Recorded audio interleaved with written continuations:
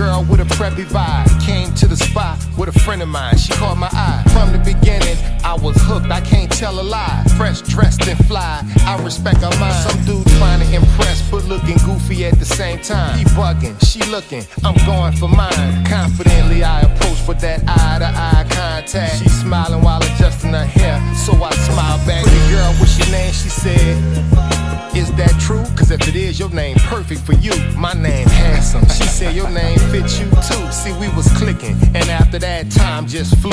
Then that time came to talk to her pops. He gave his blessing. And then that mind frame I had was honoring and protecting. I knew she was the woman we met. I found my future girl, and no other woman compares to my girl. Cause yeah, I knew it from. Hey y'all, welcome to the check-in. Happy Thursday. Y'all, guess what? We're going to talk about quite a few interesting topics. Of course, Operation Epic Fury updates. We're going to also talk about, let's see, we have some congressional comments as well from some of the congressmen. And there's a couple of new developing stories regarding a shooting at Old Dominion University, as well as at a synagogue in Michigan. So we have quite a bit that we're going to get into today. I hope you all had a wonderful day. And we are going to kick things off with an update from President Trump regarding Operation Epic Fury. Okay, let's go ahead and get into that. Now speaking there in Ohio. Let's dip in here. One-year depreciation is great. One-year expensing, everyone loves it. And we did a little excursion. We had to take this little few weeks of excursion, but it's been incredible. Our military is unbelievable, the job they're doing. I would say, to put it mildly, way ahead of schedule. We've knocked out their Navy, their military in all forms. We've knocked out just about everything there is, including their leadership. Twice. We knocked out twice their leadership, and now they have a new group coming up. Let's see what happens to them. But 47 bad years we suffered with them, not only us, the rest of the world, and we're doing our job. So we had to take an excursion, but it's doing well. The market's holding up well. I figured we'd be hit a little bit, but we were hit probably less than I thought, and we'll be back on track in a pretty short while. Prices are coming down very substantially. Oil will be coming down. That's just a matter of war. That happens you can almost predict it. I would say it went up a little bit less than we thought. It's going to come down more than anybody understands. Do you have any questions, Peter? Yes. You just said it is a little excursion, and you said it is a war. So which one is it? Well, it's both. It's both. It's an excursion that will keep us out of a war, and the war is going to be. For them, it's a war. For us, it's turned out to be easier than we thought. An But excursion? think of it, they had thousands of missiles, 8,000 missiles. We got many of them before they got to launch. They have drones all over the place. We got many. Now we're knocking out the drone plants, as you know, going fast. They started talking about mines, so we hit 28 mine ships as of this moment, 28. Using the same weapon, the exact same weapon that we use against the drug dealers in the water. We have, as an example, we had tremendous drugs pouring in through the waters, through the sea, and now we have almost none. It's down 97% through water. Now we'll do it through land. The land is easier than water. But this is a great honor being here. It's a great company. I've known it for a long time, and you have done a fantastic job. And I'd like to congratulate you. Thank you. It's the colleagues' work. See the colleagues. Talks about it himself. It's a new form of business. He said before, my associates, my colleagues, what about people that just work for you? No, right? They're colleagues. 25 years of working together. That's why he's doing so well. Congratulations. Great company. Thank you very much. Thank you. Great honor. Thank you. Thank you, everybody. Gentlemen, we thought it would just be good to introduce. Okay, y'all. So did you guys hear him say? Joining me now, That- U.S. Ambassador okay, to stop. NATO. 1 second, y'all. Did you guys hear him say that this is like an excursion for the United States? An excursion, y'all. As if this is something that is fun to do. Y'all tell me. It's an excursion for us, but it is war for them. Did you guys hear that? Okay. Hello, Lou. Welcome to the check-in. Hello, Mr. James Ferris. Welcome. Hello, I'm sorry. Hello, Feckless Demon Rats. Welcome to the check-in. Okay, we just got to hear an update from President Trump regarding Epic Fury. And of course, we got all the wonderful stats of what they've been, doing over there. And this is an excursion, I hear, not necessarily a war. But y'all, he has some interesting word choices, don't you think? So next up, we have a little bit of something regarding Russia and their involvement with providing intelligence to Iran. So we're going to go ahead and see what that's about. Matt Whitaker. Ambassador, thank you for being with us here today. Perhaps you can help us understand a little bit what that red line might be for the Gulf states. Well, good to be with you, Will. And I think it, needs to highlight how successful this operation has been for the first 11 days.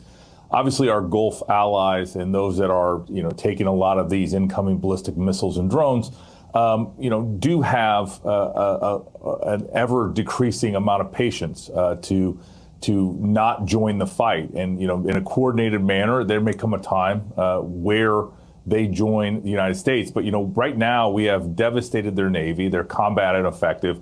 We've taken out, dramatic amounts of their ballistic missiles and drone capabilities. And most importantly, Will, we've taken out their ability to produce more. And I think that, and with air superiority and dominance that we have right now, we can continue to methodically take out all their ability to produce these things. And so, I think President Trump gets all the credit for this successful effort together with our military. And, Iran should be careful, because if they provoke the Gulf allies to joining the fight, I mean, that could be even more, bombs on their head and more firepower behind the United States and Israel's efforts. So Gulf states may soon join the United States of America. On the other hand, there are reports that Russia has been assisting Iran with advanced drone targeting strategies used in Ukraine, now being deployed to Iran. What is the involvement? What is your concern over Russia? Well, I mean, this is a terrible development if true. Obviously, Russians have denied it. Steve Witkoff has talked about his conversations with the Russians and the fact they denied it to him. We do not need the Russians involved in this. In fact, I'm hoping, and I'm certain that President Trump expressed that to Vladimir Putin on their last phone call, that they should stay out of this. This is a United States effort, and we do not need them taking a side on this fight. But at the same time, the Russians do have capabilities. A lot of those capabilities they have developed on the battlefield in Ukraine. But, they should be very careful if they try to join this fight. Russians should be very careful if they try to join this fight. What can you tell us about China? China is one of the biggest potential losers with a relationship with the existing regime in Iran. We know what they import in terms of oil from Iran. Has China stayed out of this fight? Well, on the one hand, China certainly is not participating and is not aiding and abetting the Iranian demise, because that's what's happening slowly but surely. We're 11 days in, and they have been dramatically impacted by our attacks, and they're going to unconditionally surrender, as President Trump has said, one way or another. Whether they know it or not, they will have to ultimately give up this fight.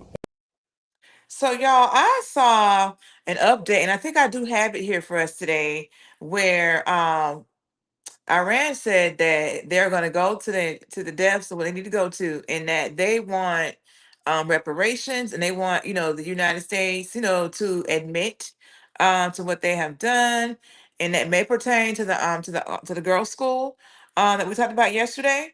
But they're not just gonna fall over and just concede. I'm not saying that. Okay, what are you guys saying here in the chat? We got my girl Lavonda here. Hey girl, hey. Okay. We have Mr. Lou saying please like, share, comment, subscribe. Yes, please do support the live stream. It is free. Thank you for being here. We have Renee Cabrera 7609. welcome to the live stream, saying, please, we are doing the same thing in Ukraine. Monkey see, monkey do. It's Trump that is starting World War III. Okay, so Renee Cabrera, can you tell me what is it that I guess Ukraine is doing, if you don't mind? We have Sweet Chili here. Hey, I don't know if you're a woman or a man, but hey, they were here last night. Why not Russia are helping? Why not Russia are helping their allies like USA is doing to so-called Israelis? Okay, so she's saying, why can't Russia help their allies like USA is doing for Israel? Got you. And Sweet Chili is saying, will not stop. Yes, you are right. They did say that. Okay. Yeah, I remember seeing that. Then we got Believer saying Trump USA. Welcome to the check-in. We have Charlie Tuna saying, has anyone told you you look like Jezebel Crockett? You talk about Jasmine Crockett. I have never been told that until today. It must be the cowgirl hat. It must be. But welcome to the check-in. Then we got okay, we still got people supporting Trump and Iran. Let's get back to the video, y'all. Here we go. And choose a different way. But, you know, China has assets in the region. Obviously, a lot of this oil coming out of the Gulf is going to China. And so they have an interest and they're paying keen attention to it. But at the same time, we've seen no indications that they're joining the fight. But, you know, if we're going to make sure that oil can transmit through the Gulf of Hormuz, through the Strait of Hormuz, then the Chinese certainly have assets that they could bring to bear to ensure that and have conversations with the Iranians to ensure that all traffic can get through those straits. Right. Okay. Thank you so much for being with us here today, Ambassador Whitaker. All right. Good to see you, Will. Okay. So what we got here? We have original Fall of Mind. Welcome, saying it's common senses. Okay. What is that referring to, original Fall of Mind? But yes, y'all. So oh, they said Paul Marty is saying he is drunk. Lord, welcome to the check-in. Okay, y'all. So we just heard about Russia's involvement potentially with helping Iran. Also, you guys know that the Strait of Hormuz has been kind of at a standstill. As a matter of fact, and I do have this. I think it's the next thing I'm going to show you guys. But when I woke up this morning, I saw news where three boats had been hit um by Iran this morning. They had to evacuate one of the boats. And as you guys remember, we watched the video that was saying that, okay, you know, if there's any oil that's going to be going to support, you know, America, that it ain't leaving out that strait. Okay, that's how I'm breaking it down for you. So yes, y'all, this morning, at least three boats were hit by Iran with missiles. And we're going to show that in a second. But what are you guys saying here in the chat? Sweet Chili is saying no, that's not right because this is not Afghanistan or Iraq. I'm not sure what that's in reference to, but okay. We have Olu. Oh Lord, I can't say this. Olu saying hello, welcome to the live stream. Then we have Troy Brady saying nearly 20 billion borrowed dollars, and American children and adults have no food. Evil upon evil. Yes. First of all, welcome to the check-in, Troy. And yes, we were talking yesterday that this war is costing, I think, $1 billion per day um, to do what they're doing. So that's a lot of money. And who did they borrow $20 billion from? Do you know that, Troy? Put that in the comment for me. Then we have David Berkowitz, welcome to the check-in, saying everyone is watching the war in Iran, but no one is watching what is going on in Mexico. The cartels are being hit hard by the U.S. David, I'm going to write that down because I forgot all about. I thought the Mexico thing had resolved itself when Trump came up with that shield of the Americas. So I'm going to look into that. And then I'll make sure I have something on that for the next check-in. So thank you for that information. Then we have E. Michael McMahon, welcome to the check-in, saying they stopped shooting their own citizens when we keep their heads down. Now roadblocks are being drawn. RGC. Sweet Chili says yes. USA is helping Ukraine against Russia. Okay. I'm about to loop on Ukraine versus Russia. Okay, let me get back in the game on that. Okay, so we have Andre Samuel saying, I'm suffering and need help. Can you help me, please? I'm sorry, Andre. I'm not gonna be able to help you, dear. We got tax time coming, and I got a $400 electric bill. Y'all heard me talk about that 2 weeks ago. All these high electric bills that we got around here. I'm gonna need some help, okay? And I'm being real serious. Okay, so we have Paul Marty saying taxpayer. We have Auntie Stella saying this war is not about Iran getting nukes. It's about that map BB showed at the UN and the sweet deal Saudi Arabia agreed to help build. This is a right of way war. I've never heard of that. Okay, give us some more insight into the chat, please, about this right of way war. I'm gonna write that down so I can look that up, so I can know what's going on.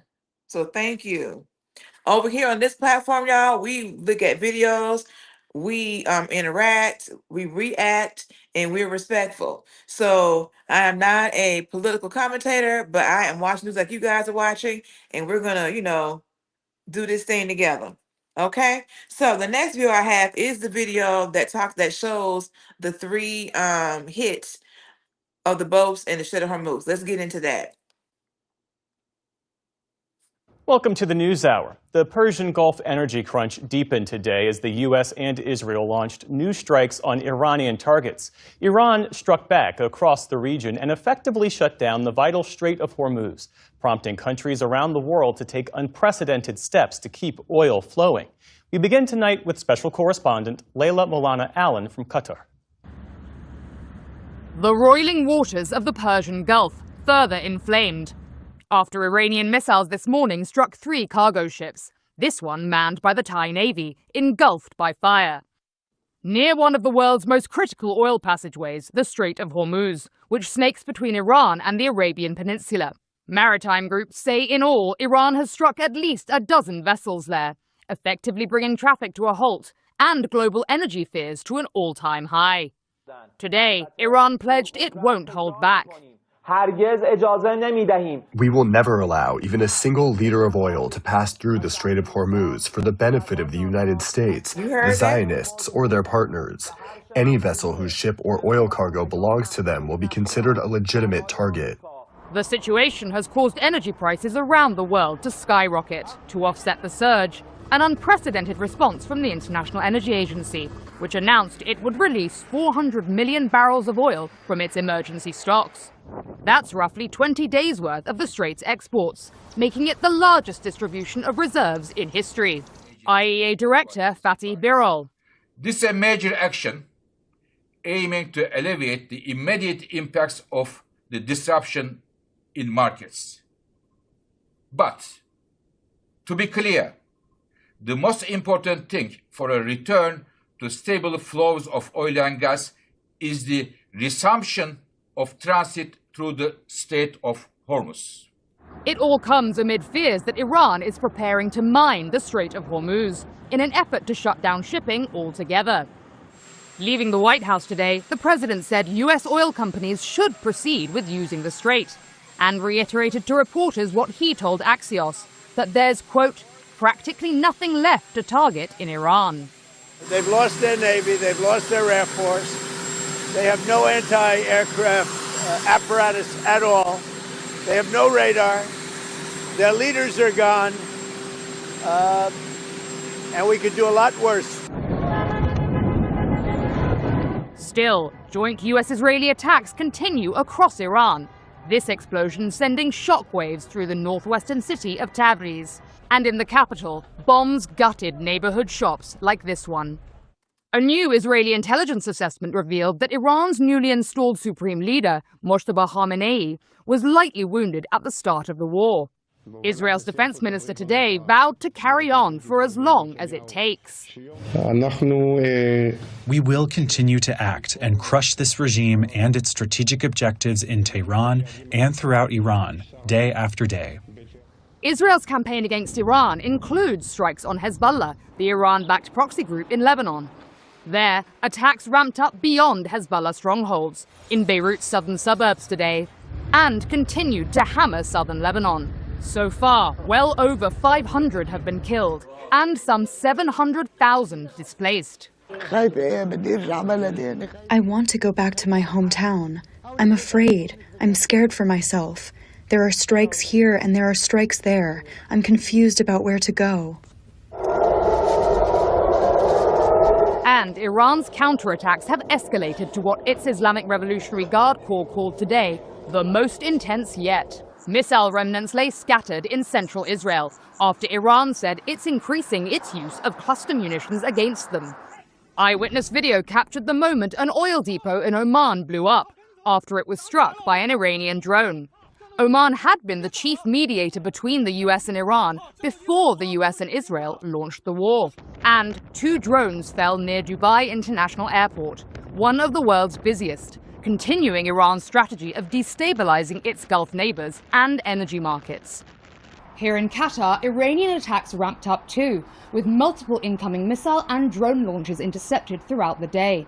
A foreign ministry spokesperson for the country, which was previously a key neutral negotiator between Iran, the United States and Israel, said Qatar reserved the right to defend itself if necessary and had no plans to reconsider its strategic alliance with the United States over Iranian attacks on US bases in the region, but affirmed its belief that the only way this conflict will come to an end is via diplomatic means and urged all parties to come to the negotiating table to avoid any further escalation. For the PBS NewsHour, I'm Layla Milana Allen in Doha, Qatar. So what y'all think about all of that? I told you guys, they said that they were not, if you were trying to commute, if you were trying to transport some oil that was going to be for the benefit of the United States or their allies, you were now a target, okay? And you saw and opened the video how they hit those 3 ships, those 3 tankers. They serious, y'all. What are you guys saying here in the chat? We got Auntie Stella. I haven't seen you in a while. Welcome back, ma'am. Auntie Stella in the house. So we have Oral Ogaro 9932 saying, which part of clothes they don't understand. Sweet Chili is saying, look it up at UN speech when so-called Israelis PM was giving speech at the UN, and you will understand what this word is about. Okay. Auntie Stella is saying the UN speech map can be seen on Oneida News on YouTube, date 9/27/24. Okay, you got the date and everything. 9/27/24. One India. Y'all, why I say Oneida? That's One India News. I'm tired, y'all. Work with me. Okay. One India News. And that's the UN speech. Okay. And what else we got here? We got Reasonable Six saying they do, it just can't come here. Reasonable Six saying blame the Jews. Roger Willing Six, welcome to the check-in, says that someone needs help. Indeed. Oh, probably the person they're hungry. Yeah.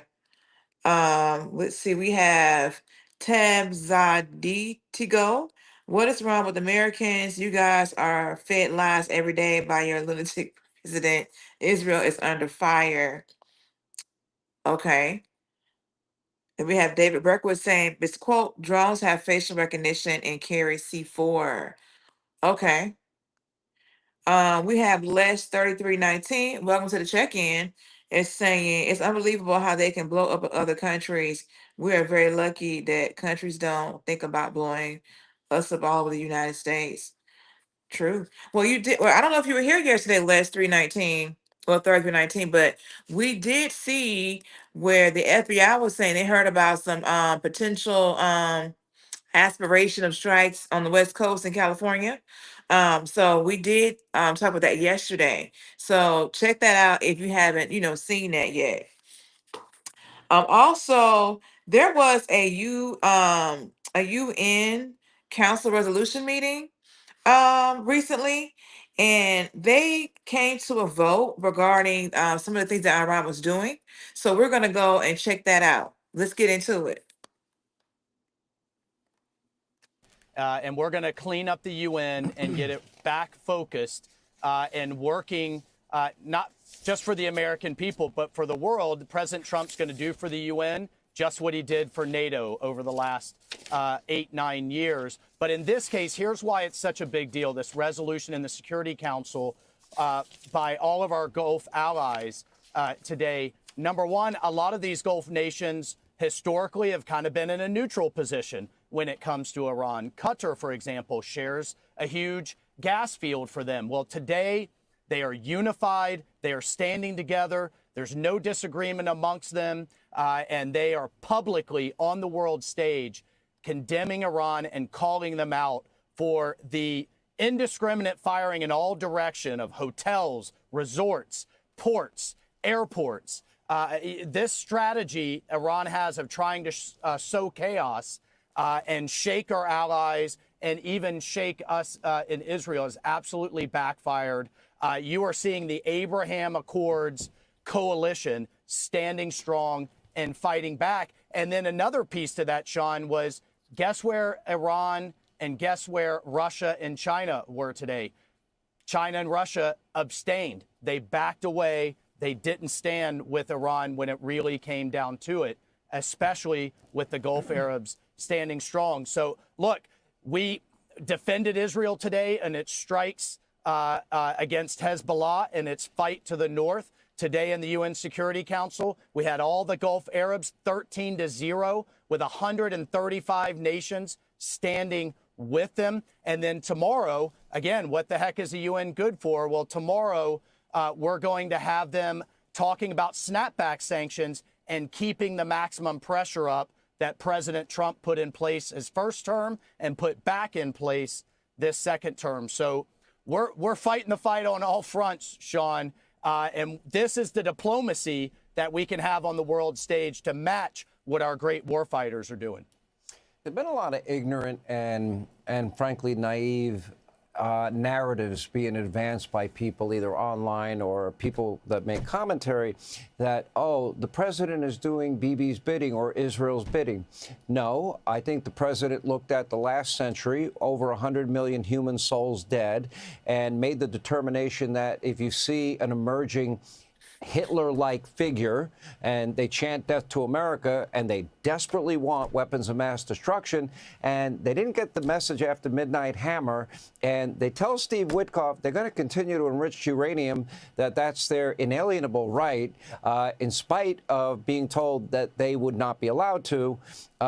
This is an opportunity for the world to nip something in the bud to prevent a future disaster, which in my mind would be incalculable. Your thoughts? That's absolutely right. President Trump's a peace president. He gave diplomacy a chance on multiple occasions. Last year, before Midnight Hammer. This year, with both Steve and Jared. But at the end of the day, he is not going to wait until a diabolical, fanatic regime has fully functional ICBMs with a nuke at the tip. He's not going to wait until it's too late and we have very few options. He's going to take care of it while we are still in an absolute position of strength with the entire world standing with us. Thank God for it. And unlike his predecessors, frankly, on both sides of the aisle, he's not going to kick the can to the next president or kick the can to the next generation. President Trump is not here to admire problems and give strongly worded letters and resolutions. He's here to solve problems, and we are going to solve this one on his watch. I couldn't be more prouder to serve under him and under his leadership. Ambassador, appreciate you as always. Thank you for your time. Okay, so y'all heard him say that we have a peace president and that he tried the diplomacy route first. And if you guys were here yesterday, then you would have heard where I think it was the prime minister of Iran that had said that they have went into negotiations with the United States twice, and then they were striked twice during negotiations. So I think there's a lack of trust now when it comes to that. So I just don't know how this is going to be able to turn into something peaceful, if that makes sense. Like, I don't know how one is going to get out of this situation.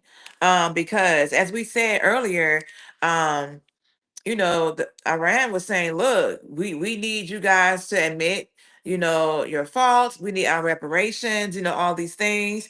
And they ready to go to the end, honey. That's what they said. So I don't know how this is going to come to an end, if that makes sense. Now, what are you guys saying here? Now, let me tell y'all, we got Arts Laven, welcome to the check-in. Talking about Operation Baby. Oh, in my mind, I was saying rapper, like a rapper, but now I see that lack of a P. I see what you're saying. Talking about in full swing. Then we have Sweet Chili. Sweet Chili be holding down this chat, y'all. Check that out. Saying, no, he did not. USA and Israelis hit Iran every time they've been talking. Yes, that's what I was saying. That's what he said, that whenever they went to negotiations, they end up being, striked. So yeah. So we have Michael Yamba, welcome to the check-in, saying Trump gave diplomacy a chance. He bombed Iran in the middle of negotiations twice. The mainstream media is lying to y'all straight to your face. They didn't lie about that, because that's what they said, what you just put here. Then we have Michael Conklin. Welcome to the check-in, saying, yeah, what is it? 6 wars he stopped. Now we are doing a bombing run, so we don't have to actually war. A bombing run. Okay. Yep. What it is, 6 wars he stopped. Now we are doing a bombing run, so we don't have to actually war. Okay. So then we have Michael Conklin saying, you were never a slave. What reparations do you think you deserve? I think the Iranians want reparations for the damages that have occurred in their land due to the war. That is my guess. So yeah. We have Steve XT. Welcome to the check-in, saying Trump and Israel has pushed Iran to build a nuclear weapon faster. Full stop. And we have Terrible Times. Welcome to the check-in, saying Epstein Fury War is a box, I think. Okay, y'all. So we got something else going on here. We talked about the sleeper cells and how there was talk that there might be sleeper cells around the United States that might be, asked to activate. And so we have a little bit of an update on Trump's perspective regarding that. So we're going to go ahead and get into it. Want to go right now, Joint Base Andrews, President Trump is speaking. They are absolutely being destroyed. Iran is being absolutely decimated. That's all I can say. President Trump, what have you heard about this bulletin that some law enforcement put out about a possible Iran revenge plot in California, where there would be some kind of a boat offshore launching drones towards the... It's being investigated, but you have a lot of things happening, and all we can do is take them as they come. And the war itself is being prosecuted as well as anybody has ever seen, and this is other countries telling me too. Big countries, powerful countries, they said they've never seen anything like it. And they also agree with what I'm doing. They say it's an evil country, and it's been for 47 years that way. And if they try to hit us back, have you been briefed about how many Iran sleeper cells there could be inside the U.S. right now? I have been, and a lot of people came in through Biden with this stupid open border. But He we gonna know make sure where he says most something of about them Biden. are. We've got our eye on all of them, I think. Is it dozens? They came in through the open border policies of Sleepy Joe Biden. Let me stop. Let me tell y'all something. He gonna always figure out a way to put Sleepy Joe Biden in his speech. Okay, he gonna do that. All right. I just had to point that out. I'm about to put the video back on. One of the worst president in the history of our country. And we've got our eyes on all of them. But the war itself is being prosecuted at a level that nobody's seen before. It's pretty amazing to watch. Can you give us a timeline on when you're planning to tap the Strategic Petroleum Reserve, a timeline of when that could happen? We're going to be doing it very quickly.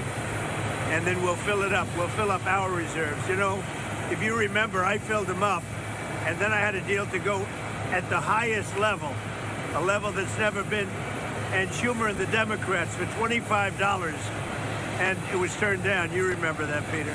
Almost before your time, but not quite. But it was, we had a deal at $25.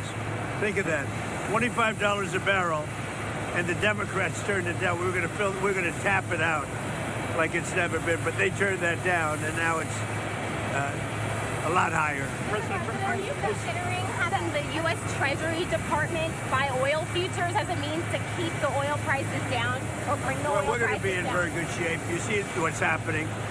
They are pretty much at the end of the line. Doesn't mean we're going to end it immediately, but they've got no Navy, they've got no Air Force, they've got no anti-air traffic, anything. They have no systems of control.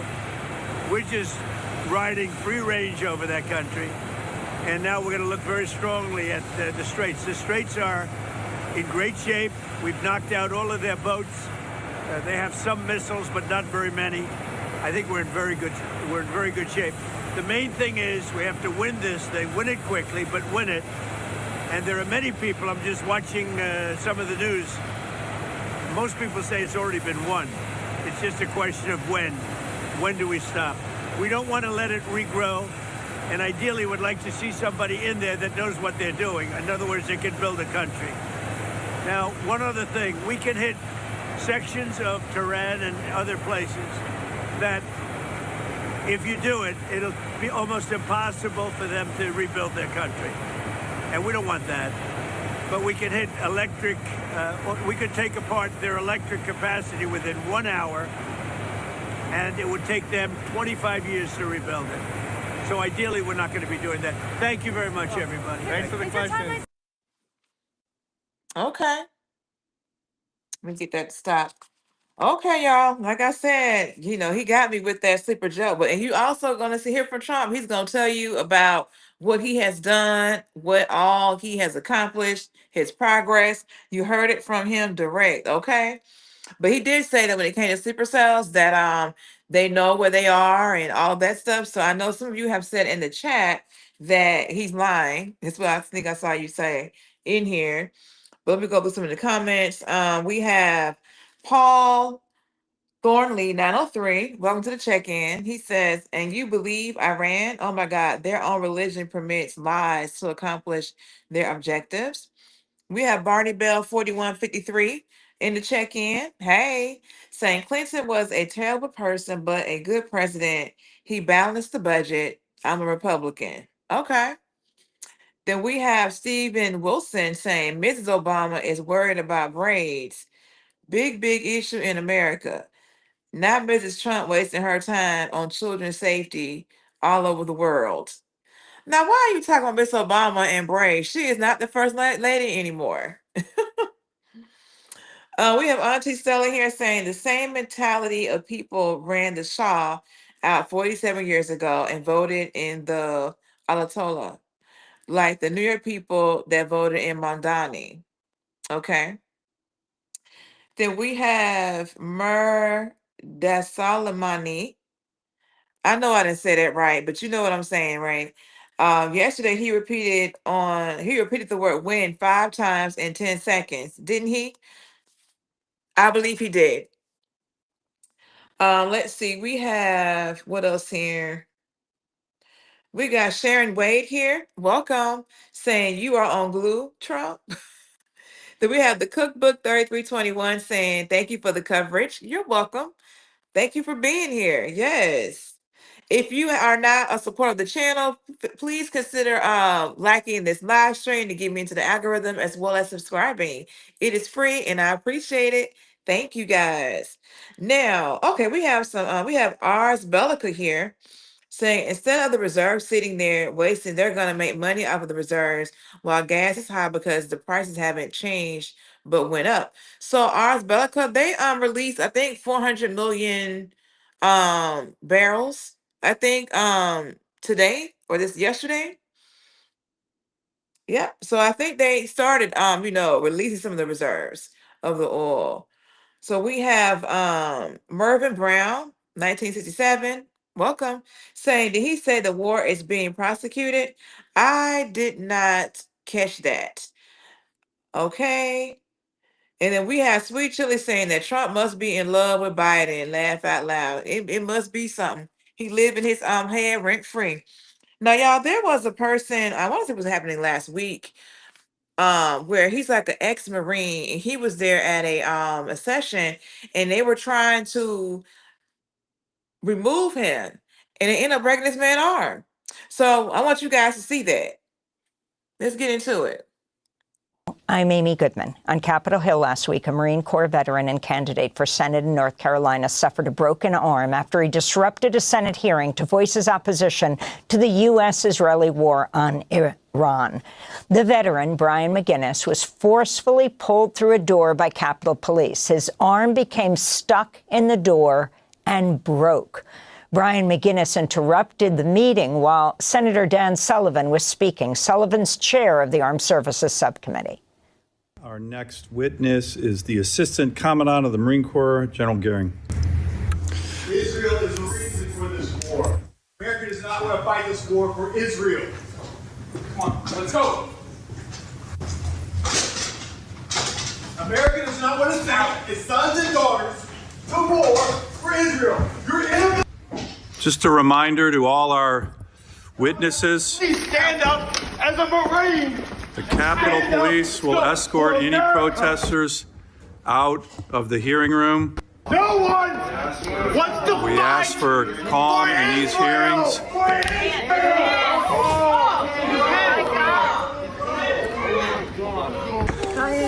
Why are you here? Why are you getting arrested? Free Palestine, from the halls of Montezuma to the shores of Tripoli.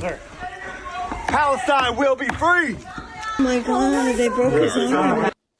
Brian McGinnis remained detained by Capitol Police as he was treated in the hospital for a broken arm. He's now facing charges including assault on a police officer resisting arrest and unlawful demonstration. Brian McGinnis served in Iraq in 2003, a member of Veterans for Peace, running for U.S. Senate from North Carolina on the Green Party ticket. Let me say this, y'all. His arm got stuck in the door while they were trying to remove him and it broke. I know that had to be painful. I just had to say that, y'all. This is to replace the outgoing Senator Tom Tillis. Brian McGinnis joins us now from North Carolina.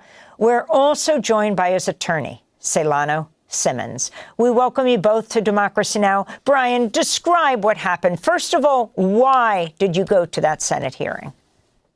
Good morning, Amy. I'm smiling because I'm excited to be here and meet you, but I'm sad from the headlines that have been sadly going across our screens for the last 2.5 years inside. I'm sad.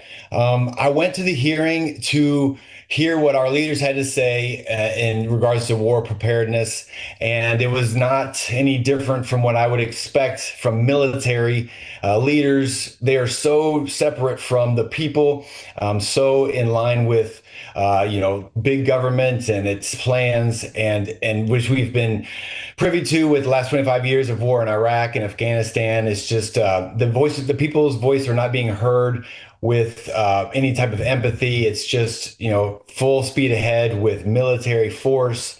And I think the people are tired of that. And that's what the voice I was trying to present at that briefing. So walk us through that protest on March 4th. What exactly happened? How was your arm broken? Well, all that I can't speak about too much because of legal reasons, but everybody has seen the video, or a lot of people have seen the video, so it's pretty self-explanatory. Those briefing rooms are customizable. They have removable walls, and so I think my arm got wedged between one of those walls and the door, and with the force being applied, my arm got broke. My hand was completely stuck, and that's how that happened. Celano Simmons, you're Brian's attorney. Can you explain what the charges are against him? Yeah, first of all, Amy, thanks for having us. Brian is facing 4 counts. 3 counts of assault on police officers. There are 3 individuals named that are law enforcement. The 4th and final count is resisting arrest. He's being charged by the United States government in Washington, D.C. Superior Court, and we're looking forward to having our day in court regarding these matters. I want to ask you, Brian, as you were being led away, you also said free Palestine. Your wife and kids are Palestinian. You participated in a demonstration in the West Bank in 2024. What is your message to senators on the issue of Israel and Palestine right now?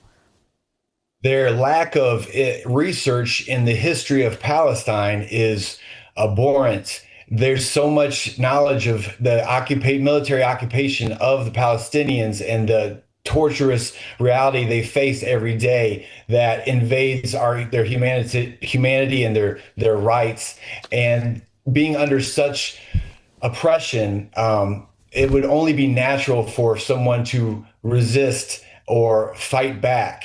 And this seemingly easy dynamic of life to understand, I am trying to present to Americans in a way, but sadly, the villainization of Islam or Islamophobia or the difference in American and Arab cultures have created such a gap in understanding that it's a challenging thing to do. But I'm not going to stop. Like you said, my wife and children are American Palestinians.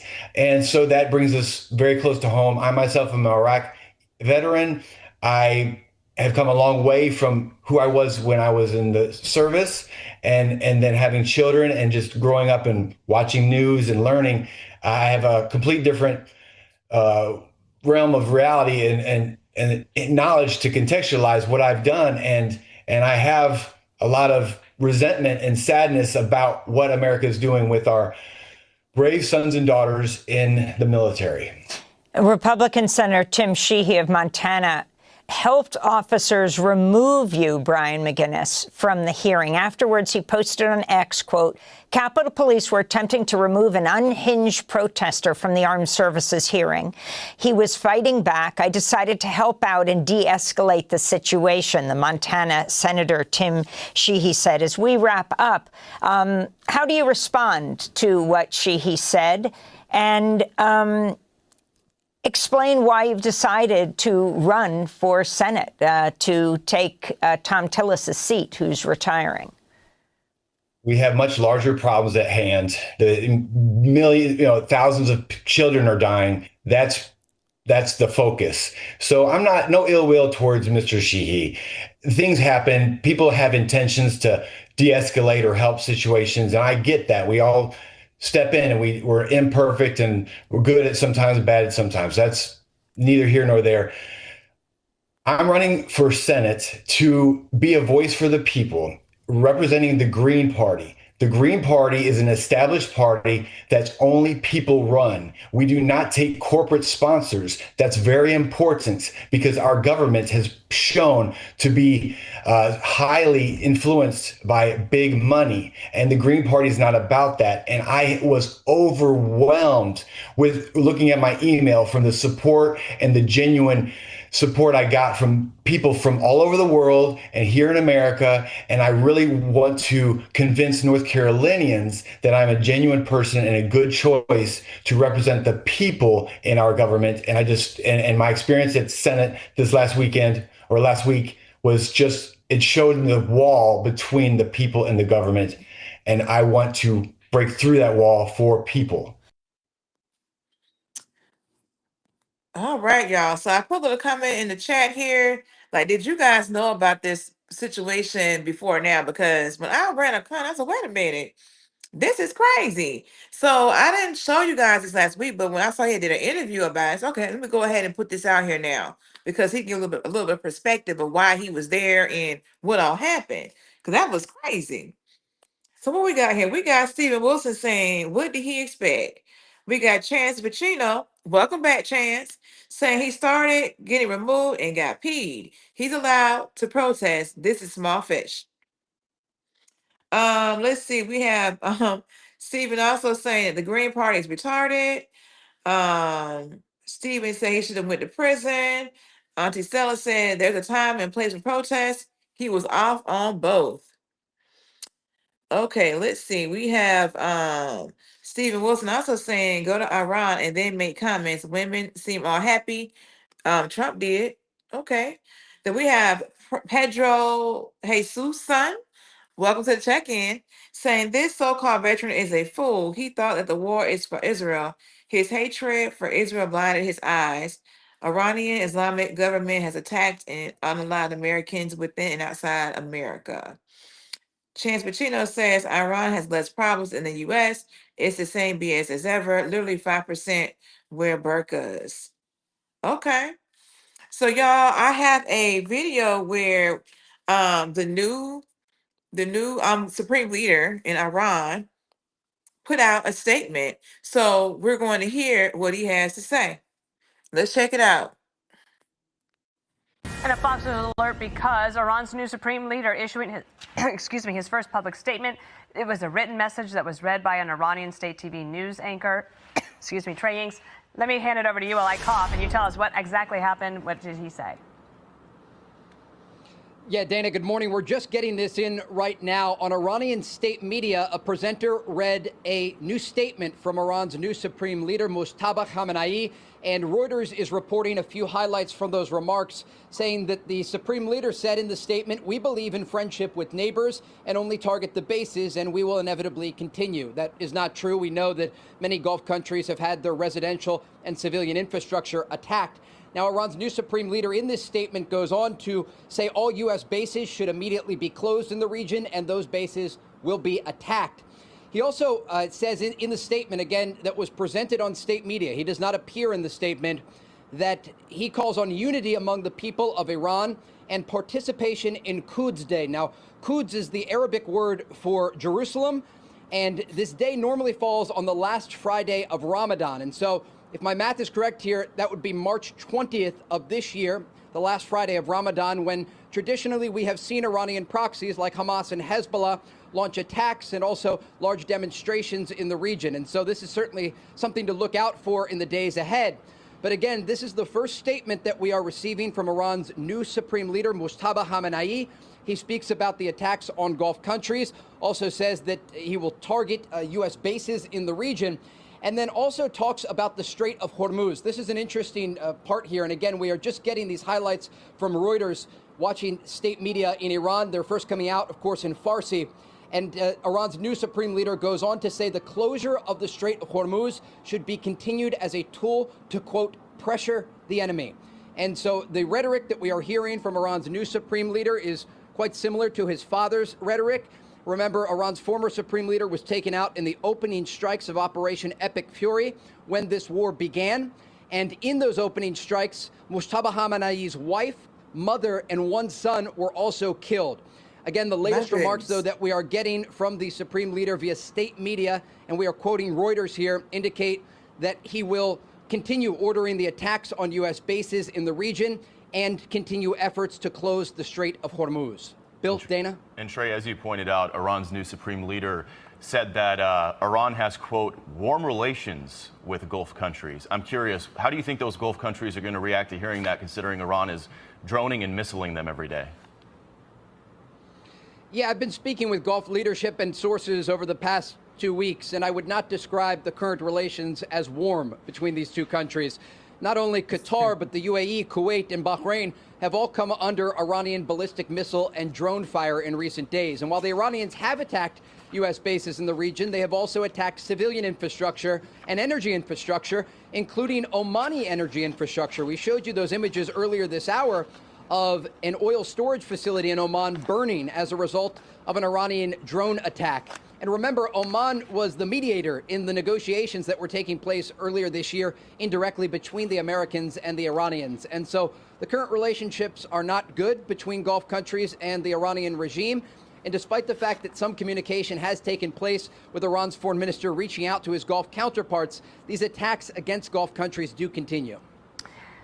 Trey, yesterday, even on the 5, we were saying, is there proof of life that we could get that this guy is still alive? There are reports also that he was injured. Do you know anything more about that? Yeah, I spoke with an Israeli intelligence official in recent days who indicated Mojtaba Khamenei is injured. They downplayed the reports, though, that he was critically injured, saying that he was injured in one of the strikes the opening strikes of Operation Epic Fury, again, that killed his wife, his father, of course, and one son. As we look forward here, though, it will be interesting to see if and when we actually see Mujtaba Khamenei. We've not yet seen him. Of course, there have been posters and images circulating in the Iranian capital of Tehran, but this statement today, where he speaks about the ongoing war against the United States and Israel, was made through a presenter on state media. Trey Yingst, thank you, and stay safe. We'll maybe see you again. Y'all, that is just so sad how he has lost his wife, one of his sons, and his father in that strike. That is just sad. And now he has been injured allegedly. So a lot going on with that.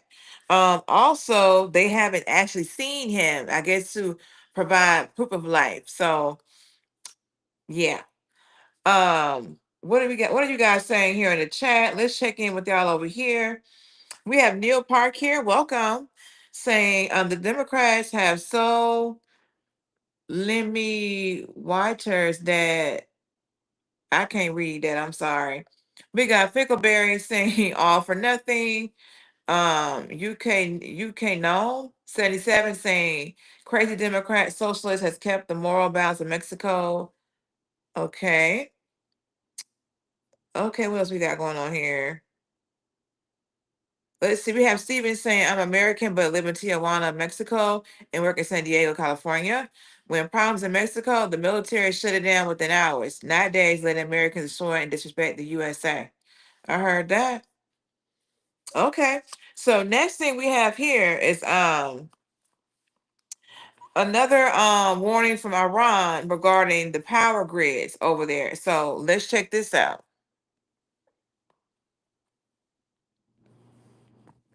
Where Ali Larijani, the Secretary of Iran's Supreme National Security Council, has hit back at US President Donald Trump, stating that war is easy, but ending it cannot be done with a few tweets. Larijani has also gone on to say that... Let me say this. I like that. He said you cannot end war with a few tweets. Now you know that was shade, y'all. Shade. not let you go until you admit your mistake and pay the price, is the pitch coming in from the Iranian regime, hitting out at Donald Trump, highlighting the fact that he has made a grave miscalculation in the Middle East by targeting Iran, also rallying the Israeli forces to target Iran, because as we see in the Strait of Hormuz, the asymmetric nature of the warfare is only escalating from the Iranian side, using naval mines, drones, as well as unmanned speedboats to raise the cost of the entire conflict in the Strait of Hormuz. And that entire energy corridor has become the fulcrum of this entire conflict, where Iran is only raising the cost of war by targeting the different energy assets in the Strait of Hormuz. Remember, Mujtaba Khamenei has made it extremely clear that this is a tool that Iran will use to exact revenge against the United States and Israel. I'm joined by Brahma Chileni on the broadcast, strategic affairs expert, to get more context when it comes to where this war is headed. Thank you, Mr. Chileni, for joining us on the broadcast.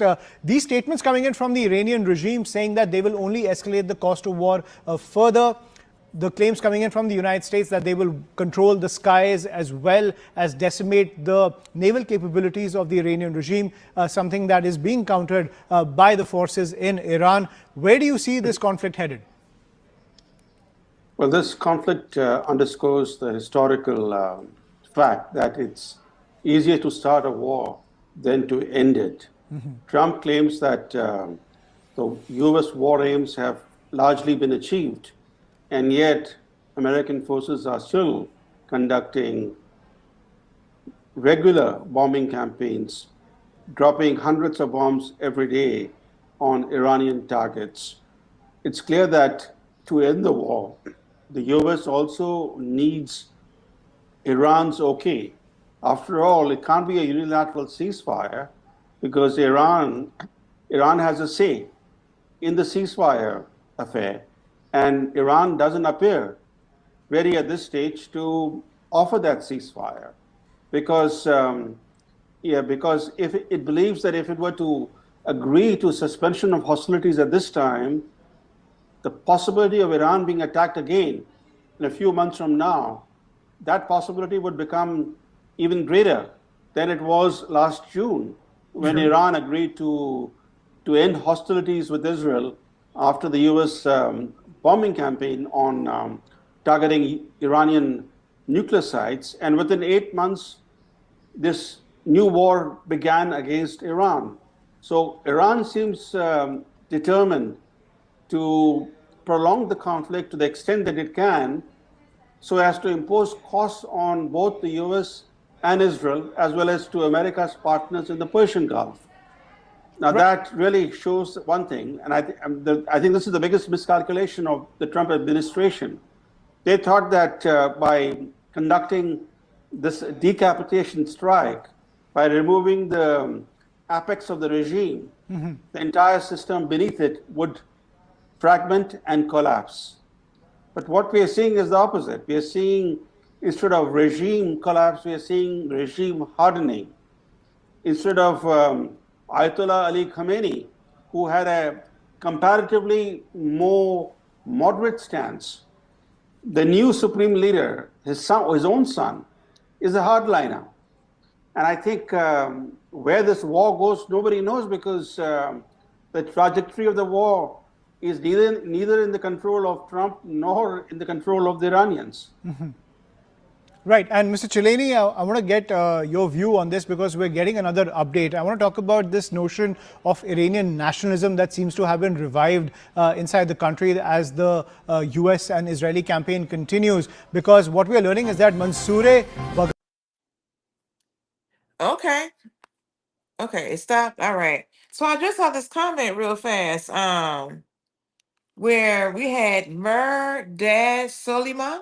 You were here yesterday. Welcome back.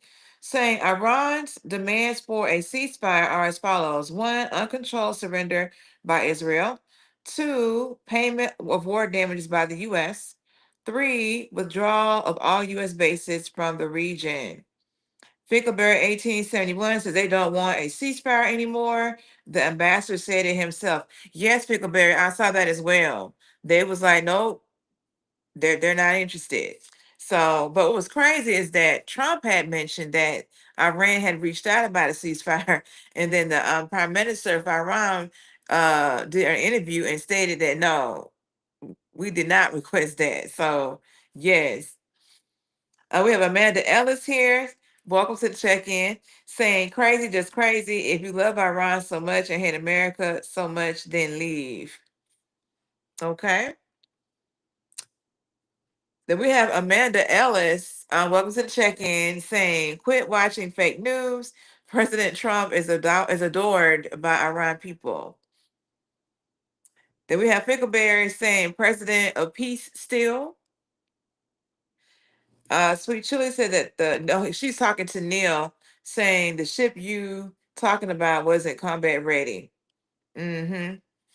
So yes, y'all. So they had, I guess, a meeting today where the different congressmen were able to meet with some of the senior military leaders, and so Elizabeth Warren got the opportunity to grill on the Transcom. I guess he's the commander there. So she's concerned a lot about getting the American people who are over there, I guess in like the UAE, Dubai area, like getting them back home safe and sound. I guess there are people still over there that can't get home. I remember seeing where they had already brought back like 17,000, I think I was told.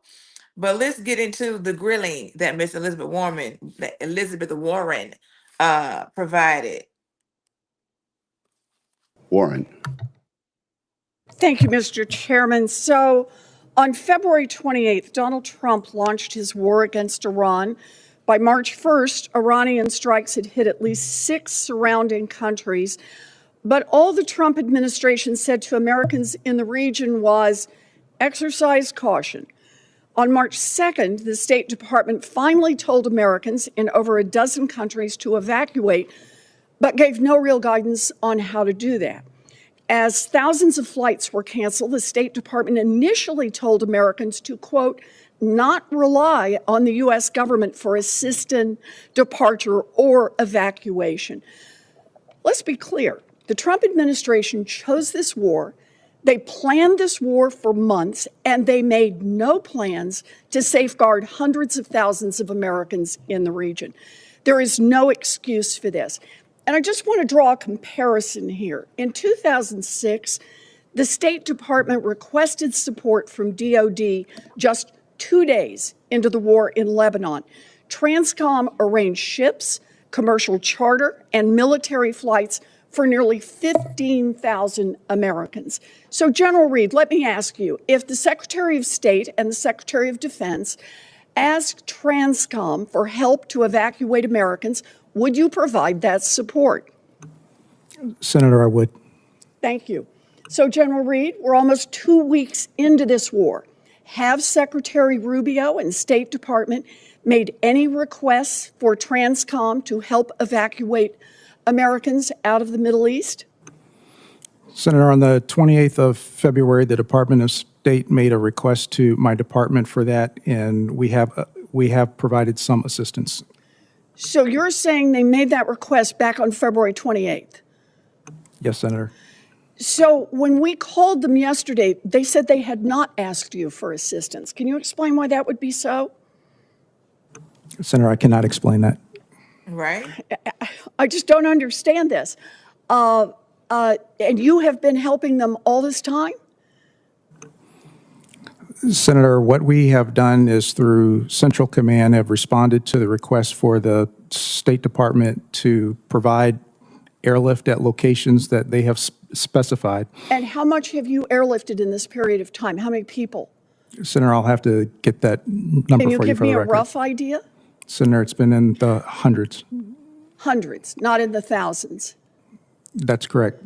But I will say that as we continue to watch the situation, there have been other flights and other opportunities for American citizens to get out of the way. Some of that has been by ground transportation, and some of it has been by commercial charters by the State Department. Are you saying you're not doing more because you think that Americans who are in the region are currently being adequately served by commercial flights and private vehicles out of the region? Is that what you're saying? Senator, what I'm saying is we have responded to requests for specific tasks in conjunction with the commercial flights and what Transcom is providing. There are a number of ways to get our citizens out of harm's way. Okay, and what I'm trying to understand is why you're not doing more, because I'm hearing from my constituents who are stranded there, who've been stranded there for 2 weeks, and they're asking for help, and they're not getting help from the U.S. government. And you're telling me that you're not helping because you think they've got plenty of other ways to get out of the region? Or is it that Secretary Rubio is not asking you for that help? I just want to understand who bears responsibility here. Senator, it is the responsibility of all to care for the citizens that we have in harm's way. And as we receive a tasking and the opportunities to do that, Transcom is responding. Okay, so my constituents and other Americans who are trapped in the region are trapped there because Secretary Rubio is not asking you for help. Is that right? I just want to understand what's happening. We've been asked for help, and we're available to do that. And so as we are able and the conditions permit with CENTCOM, we are involved in all the coordination to meet our citizens where we can get to them and then transport them to safety. So you have provided all the help you've been asked for. You just haven't been asked for more help. Is that right? Senator, we have been tasked, and we have responded to each of those tasks. Look, I understand military speak here, but I don't understand how it is that we could get 15,000 people evacuated shortly after the war in Lebanon, and now we've still got thousands, tens of thousands of people trapped in the region, and I'm not understanding what your answer is here, and I don't think the American people are either. Thank you, Senator Warren. General Reed, has the State Department contacted you in this regard to ask for help? The State Department has, just as they did in the response to Lebanon as well. During that time, there were provisions to get people out by sea lift and charter, and so the the amount of people who left with Transcom help as well as State Department charter. Thank you very during much. that Senator time. Peter. Yeah, I am floored that wait a minute, is it gonna stop? Okay.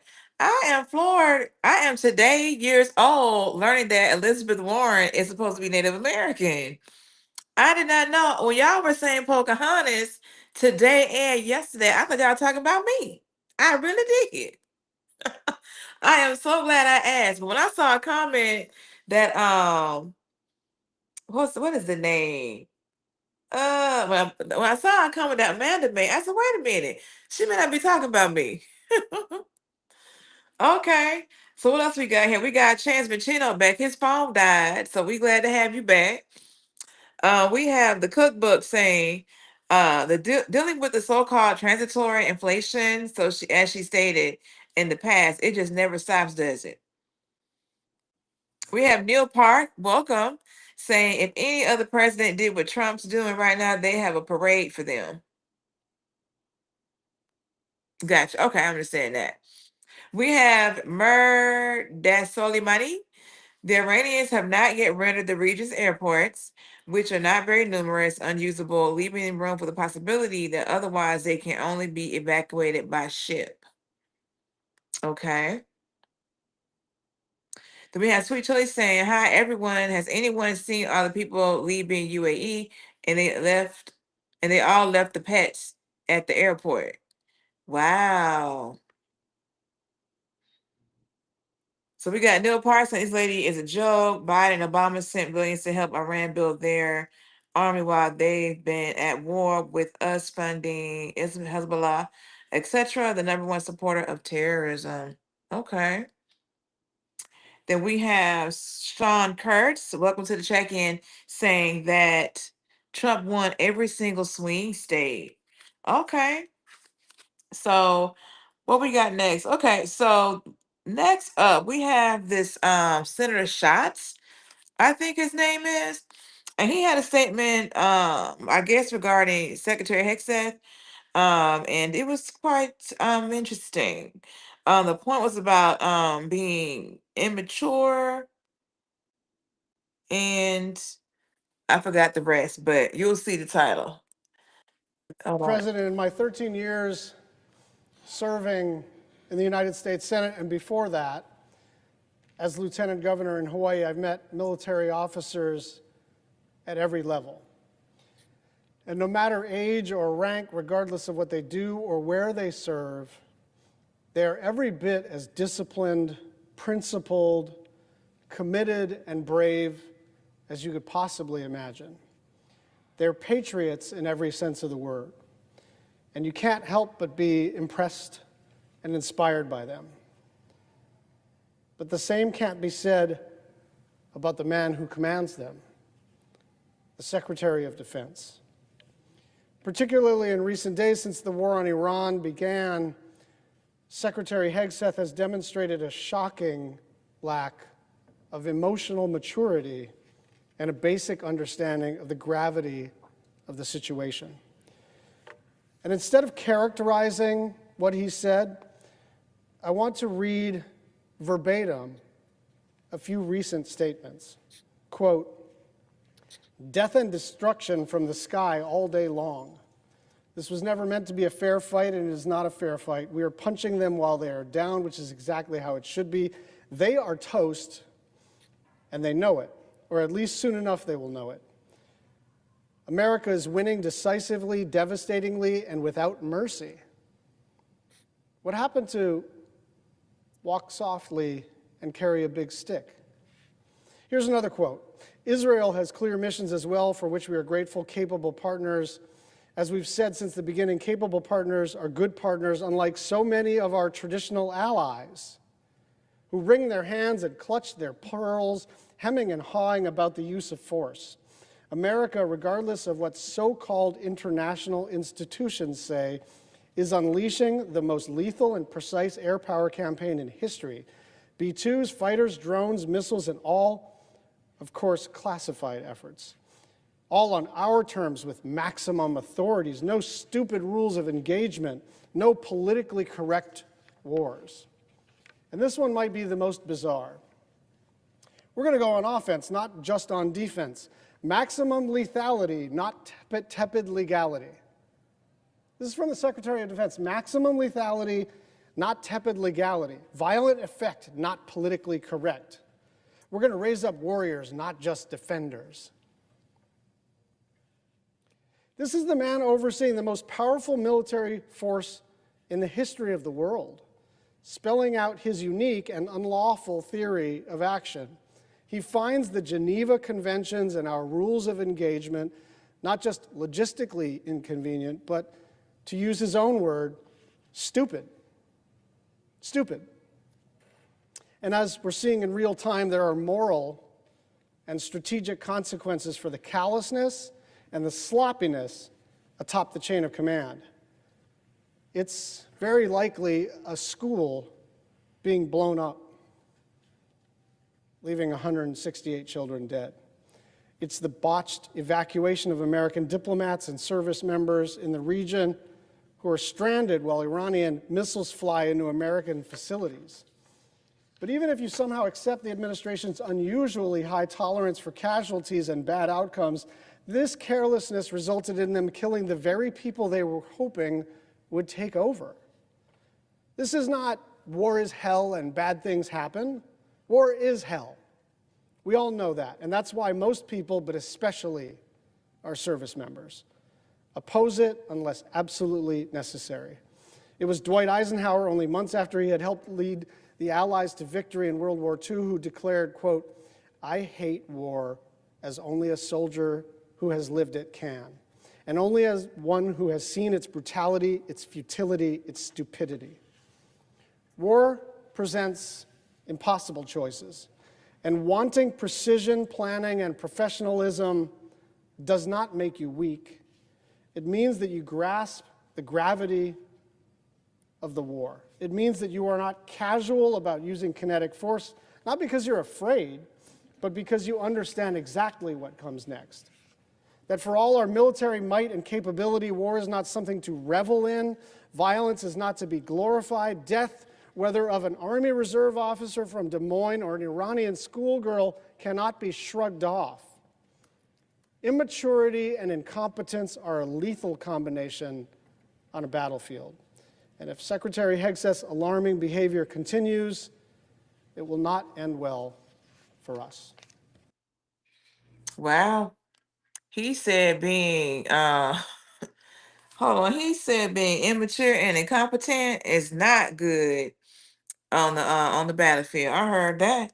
And he was speaking about Hegseth, okay? Now, what are you guys saying here in the chat? I see a lot going on here. Auntie Stella saying, Chance, the Templars became strong because they were the first equivalent to Pinkerton security for travelers back then. They were organized by the Roman Pope. Okay. And BPD was saying that I don't buy that school bombing claim is on the United States. If it is, then someone should be held accountable, though. We saw the video yesterday, and it really does look like it might have been a U.S. strike. They were showing how like the missile that hit that school was a Tomahawk, which is primarily a missile that's used by the United States military. But when Trump was asked about it, he had said that he's not sure about that. Or I don't know about that. I haven't heard that. And the good thing is that I think Hexon was asked about it. He said it's under investigation. So haven't seen the results of the investigation because they don't have boots on the ground over there. So it's based on whatever photos and videos that they can get access to. So there you have it. We have Chance Machino saying they worship transsexual men. Chance, who worship that? Who worships transsexual men? I ain't never heard that. Purple Penguin. Hey, I said it right this time. Said that's the tag for Trump and Hegseth, immature and incompetent. Oh, y'all are cutting up tonight. Lord, Bull Monkey must be asleep, y'all. If it is us, then I condemn the strike. I just don't have enough information personally. Got you. Yep, they don't either. Do we have anything else here? Well, yeah, we're going to change gears a little bit.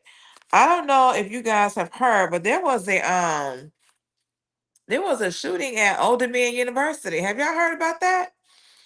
We are going to see what's going on with it. So let's get into it. Breaking news. One person is dead and 2 others are injured after, as you just heard about this a moment ago, a shooting at Old Dominion University. University officials say the gunman is dead. Authorities identify the suspect as Mohammed Jalloh. He was convicted in 2017 for providing material support to ISIS and released from prison in 2024. He was a naturalized U.S. citizen from Sierra Leone. And federal court records show Jalloh told confidential sources he had thought about carrying out an attack and knew how to use guns. Quote, during their meeting, Jalloh also told the CHS that he often thought about conducting an attack and that he knew how to shoot guns. Jalloh praised the gunman who killed 5 U.S. military members at a terrorist attack in Chattanooga, Tennessee in July 2015, and stated he had been thinking about conducting an attack similar to the November 2009 attack at Fort Hood, Texas, raising obvious questions about how this person remained a naturalized citizen in the United States. Let's bring in former acting ICE director and former federal prosecutor Jonathan Fahey. Jonathan, we were just talking about this yesterday. We were just talking about this process of who we bring into the country and naturalized citizens, and here we see, in this case, not an illegal immigrant, not a terrorist from overseas, but a naturalized American citizen today, apparently inspired by ISIS. Yeah, it's pretty remarkable. And remember that Austin attack, I believe he was also a naturalized citizen from Sierra Leone as well. So it does go back to the broader point, which we talked about is. So the gentleman that did the unaliving, if you will, in Austin, he was from Synagogue. Yeah, he was from Synagogue. So just want to get that correct. When we're bringing people in, just the fact that they come in legally doesn't mean it's helpful to the United States. And we clearly have not done a very good job screening people, because the most important thing is they don't harm us. And then the second most is they help us. But we certainly haven't gotten number one out of it. And the fact that this is 2 times in 2 weeks, there's a major problem that's a broader problem than just these 2 people. Right. We're still going to, I believe the Austin shooter, if my memory serves, was Senegal, a naturalized citizen from Senegal. That's okay. This is Sierra Leone. Here's a question for you, Jonathan, and we're going to have to learn more details about what exactly happened at Old Dominion. We don't have the date on where and when Mohammed Jalloh was naturalized. But if someone were saying the things that he were saying and in prison and inspired and supported by ISIS, why was he naturalized, perhaps after that fact, or why wasn't he denaturalized if he had already been naturalized? Good point. Right, that's a good point. I think the critical question is, when was he naturalized and what were his views before he was naturalized? And if they have evidence of these views before he was naturalized, that's where you could denaturalize somebody. But really the most important thing is getting people before they're naturalized, or actually before they even come in. But my guess is, and we don't know enough, but clearly he had been naturalized before the conviction in 2016, or they would have had part of that plea agreement would have been to have him removed at the end of his sentence. So It could have been, quite a long time. But I think to go back into this and to find out what's his history of these types of views and how it correlates to the time in which he was applying for naturalization, because there could be certainly a time that we could have prevented this back in the day. And certainly when we're naturalizing people now, we want to look at it to see can we prevent the next one of these, and it probably will result in preventing less people from coming in, because we just don't know. Well, Jonathan, you know the process of this. It's on the screen right now. He was released from prison in 2024. Let's presume for the moment that he was naturalized much prior to going to prison or espousing these views. At the point that his views become well known, or even at the point where he goes to prison, should that not trigger the denaturalization process and then get him out of the country? Exactly. Yeah, you think should it or could it, Could he be denaturalized now? I don't know. For stuff that occurred after he was naturalized is it would be difficult. I don't know how you do it, but I think the thing you would do is retrospectively, you want to go back and see, all right, he had these views in 2015. He didn't probably just come up with them in 2015. So when was he naturalized? Who was he talking to? And can you make a case to denaturalize him? But really, again, sort of the biggest point is it is so hard to denaturalize somebody. And just how we see right now, just removing illegal aliens in this political climate with the Democratic Party, it's so difficult to even take the criminals out. That's why you have to put the brakes need to be on the front door before people come in. And if you don't have the highest degree of confidence, the simple answer should be you don't come in. And we've made this mistake because, like we talked about the other day, the priority has been what's in the best interest of the immigrants, what's been in the best interest of some businesses, and there really hasn't been what's in the best interest of United States citizens before Donald Trump in 2016, where he kind of blew the lid on this whole scheme going on where the American citizens and their well-being was shut out of the immigration debate. Right. Well, this is two examples here of a naturalized citizen now between Austin and Old Dominion using odious and poisonous views to murder American citizens. And it obviously, to your point, raises questions about who we bring into the country, a very big point, but also why these people remain in the United States of America. We'll wait to see who the suspect is and what his motivation might have been in West Bloomfield. Jonathan Veilley, thanks for being with us.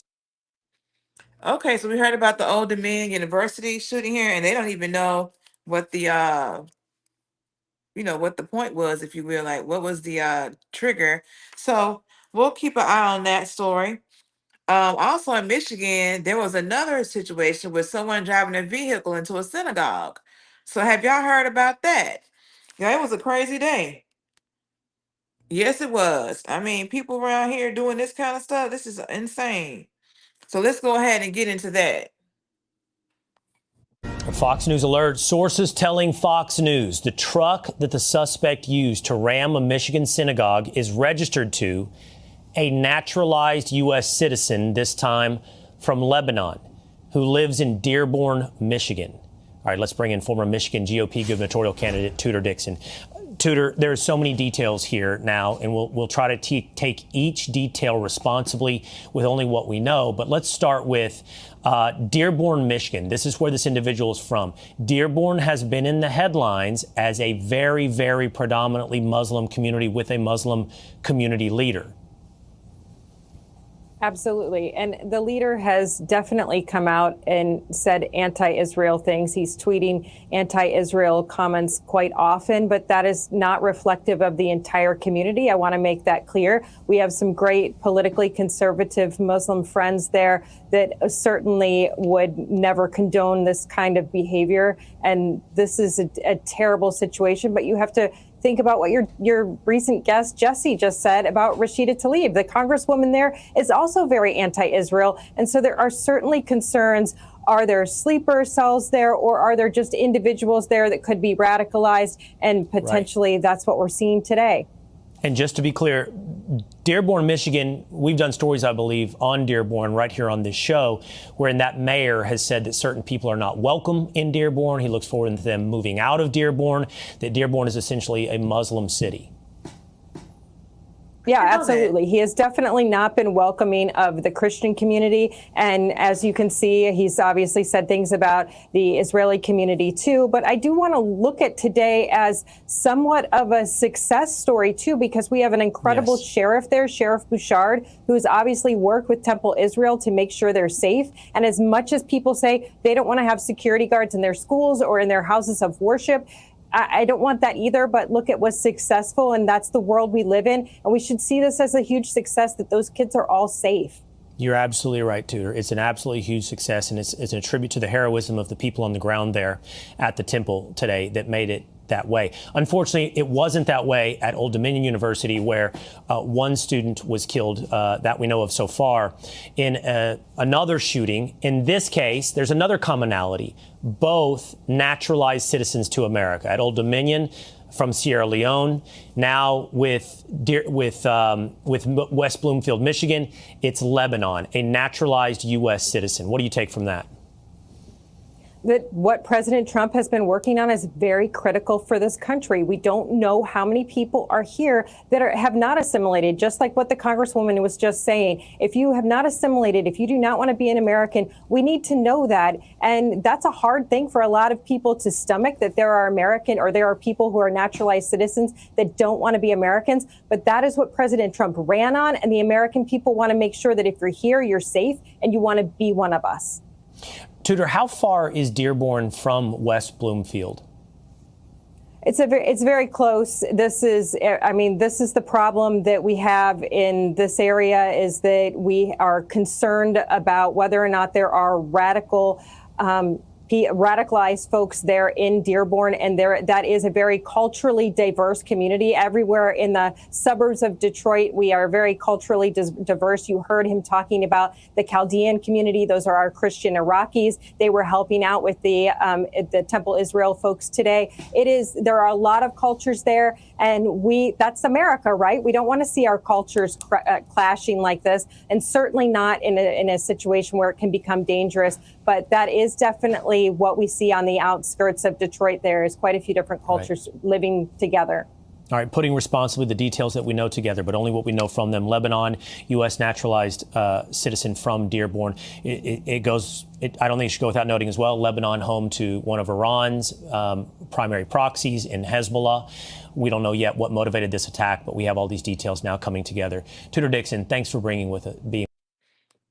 Okay, y'all, for those who are still here hanging out, I appreciate y'all. Please, consider liking the live stream, put me in the algorithm, and subscribing to the channel, okay? We do this Monday, Wednesday, and Thursday. So we have another story here, y'all. It's about an ex-NFL player, and he unalived his girlfriend and used ChatGPT. Okay? Now, we had someone in the chat asking about it was Miss Angie 3261. She was asking about, well, can I guess American born people not commit crimes? Yes, they do. And here is one. Here's a good example. Let's get into it. Former NFL linebacker Darren Lee back in the spotlight, this time in a Tennessee courtroom, accused of murdering his girlfriend, and prosecutors argue. What happened?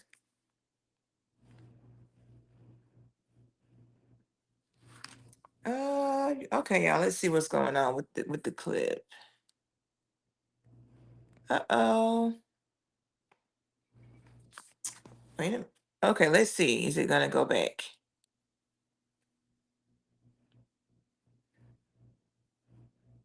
Okay, well, okay, y'all, give it a few seconds. I think there's an issue with the clip, but this is the girlfriend of the football player, ex-football player. And yes, y'all, he ended up unaliving her. Using ChatGPT to try to get away with it. He asks how to cover it up. He asks what to say to 911. Lee was arrested last month after sheriff's deputies found his 29-year-old girlfriend, Gabriella Perpetuo, dead inside the couple's home. What is going on? In body camera video played in a preliminary hearing, Lee tells deputies he doesn't know what happened, but prosecutors painting a different picture. She has 2 swollen eyes. I didn't do anything self-inflicted.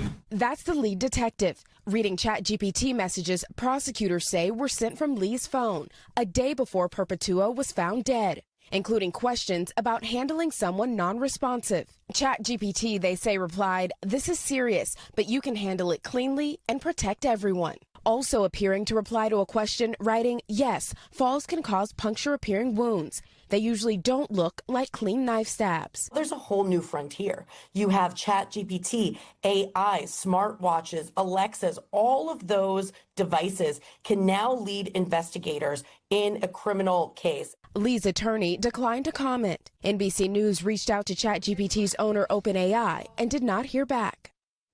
Priscilla Thompson joins us now. And Priscilla, there were some strong words from the judge after hearing about some of this evidence.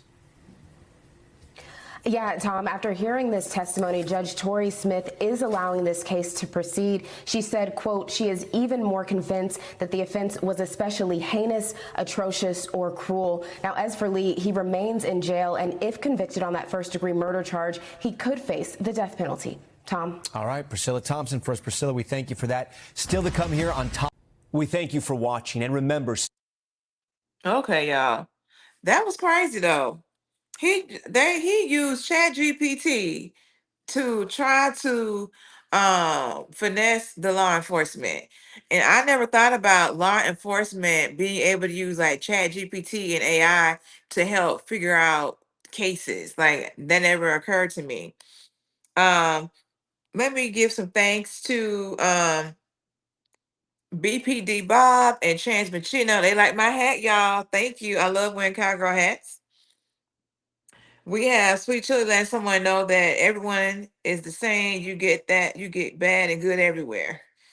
Okay. We got BPD saying, totally agree, Sweet. I try to judge people in character rather than category. That's what I'm talking about.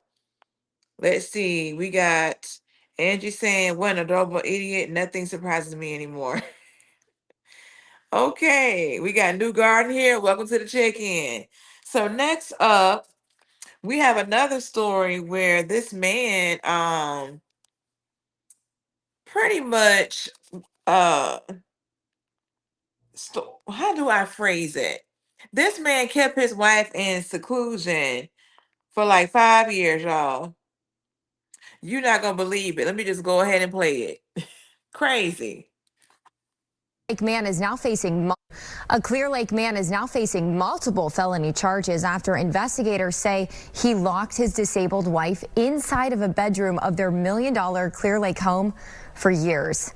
Police say the woman was recently able to call for some help. Fox 26 reporter Leslie Delaspore is live outside that home with the latest on this disturbing case. Leslie.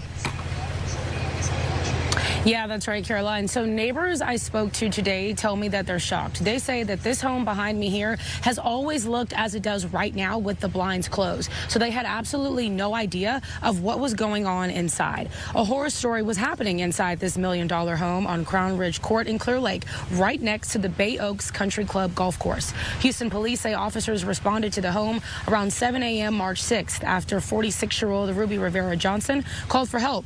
Investigators say the woman told police her husband, 46-year-old James Earl Johnson, had been locking her inside a bedroom against her will for years. She also told police she was not properly fed, sometimes given just 1 egg a day and dinner.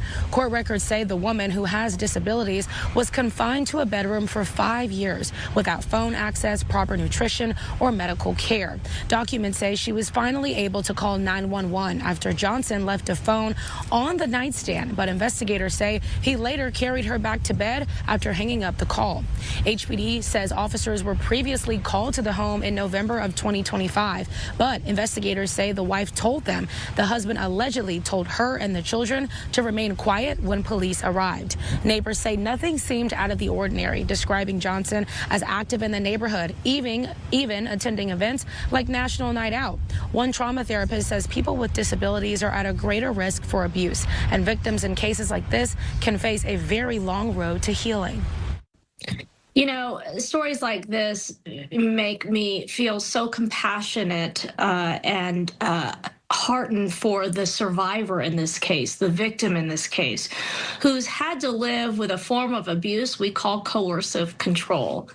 But the wounds that are created by this form of abuse, psychological, emotional, physical, can be long-lasting and quite devastating. The victim finally sought some help, which led to some physical violence. But make no mistake, if somebody's being held against their will for 5+ years, this abuse was long-standing. But the road to recovery can be long and hard, but help is available through counseling, through support. There is a lot of help out there. Fortunately, there is a lot of help available in our communities. There are resources, counselors, domestic violence organizations, hotlines. So if you see something that doesn't look altogether normal, might be suspicious, let them know, listen, and say, you know what, here's some resources. Investigators say the case remains under investigation. Now, Johnson's bail was set at $100,000, but court documents do show that at this time he has bonded out. Reporting live from Clear Lake, Leslie Delaspore, Fox 26 News. Lord, what y'all think about that? This lady been stuck in the bedroom in the house for 5 years. Now, I see we got BPD telling me good night. Have a good night. Glad you're here. Sweet Chili said 5 years. How? I mean, I would think that if you are disabled, I think he had to carry her to the bedroom. So I'm assuming she can't walk, but I would think that she would have to go to some type of medical professional, at some point, right? Maybe I could be off with it. I don't know. Then we have BPD saying that's awful. She's going to be scarred for life. Me asking, do they have kids? Do they go to school? Things we want to know, y'all. And like Angie said, did she have family? Exactly. She must not have. Because if I would have, if I don't talk to my family, ever so often, they're gonna want to know where am I at, what's going on. Okay, they're gonna pull up, as you know. So listen, we got Chevachino talking about having my 3K computer away. Anything else? Chance Pachino off the grid since 2020.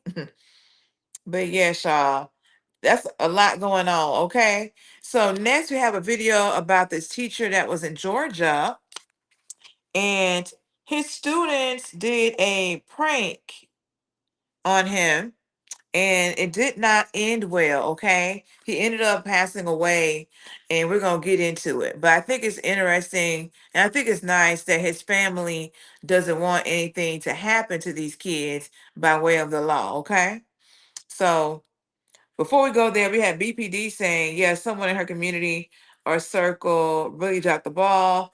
And Sweet Chili said, yeah, what about medical staff? What about appointments? Yes. Oh, BPD said, I'm saying good night to Aunt. Oh, okay. I didn't know that. Good. Oh, you my Auntie Stella? Okay, I missed that. Good night, Auntie Stella. I missed that, BPD. I'm sorry. He said, I'm not leaving just yet. Okay, thank you. I appreciate that. But yeah, someone did drop the ball in her community, in her circle. They dropped the ball big time. All right. So we're going to take a look at this video about this Georgia teacher. And it's just so sad how this had to end. But he seems to have been a teacher that really cared about his students. And you don't find that often. Do you know what eating celery can do to your bones? What is going on with this? Ever noticed that? Next story I want to bring you a very devastating story out of Georgia. A Georgia teacher was killed in a prank gone wrong. Knew the students were coming and was excited to catch them. The family revealing in this really sad story overall. I want to go out right now to Fox 5 Atlanta's Rob DiRienzo following this story and with the latest information. Rob. Hey there, Mike. Well, it really is an unbelievably tragic sequence of events. These students here at North Hall High School were trying to play a prank on one of their teachers, so they went to his house and threw toilet paper all over the property, as people do. But that's when things took an unimaginable turn. As you mentioned this afternoon or earlier today, that teacher's family has put out a statement encouraging that the prosecutor drop the charges against these teens involved. Now, I want to show you who we're talking about. This is 40-year-old math teacher and golf coach Jason Hughes here at North Hall High School. Now, according to the sheriff's office, the group of teens tried to toilet paper his yard. When he came outside, deputies say the teens then jumped into their two cars, and as Hughes approached the street, he tripped and fell into the road, and then deputies say one of those cars hit Hughes. Deputies say the driver, 18-year-old Jaden Wallace, has been charged with vehicular homicide. But today, the teacher's family put out a statement to put the record straight. They say there was never any confrontation. Hughes was never mad. He was actually playing along with the prank and, quote, waiting to catch them in the act. Their statement reads in part, quote, the students immediately tried to provide aid until the paramedics arrived, and Jason loved these students, and they loved him too. Our family fully supports getting the charges dropped for all involved. Now, just a little while ago, I asked a criminal defense attorney if the prosecutor could listen to the victim's family at this point. Listen. The prosecutor should take that into account. It doesn't mean it's dispositive just because the victim's family. The prosecutor I say should take that into account. It doesn't mean it's dispositive. Just because the victim's family says we don't want to proceed doesn't mean that the prosecutor's just gonna throw it out. The prosecutor will take that into account and will say, based on everything, including the wishes and requests of the victim's family, at that point, the prosecutor will then decide on whether to proceed or not to proceed.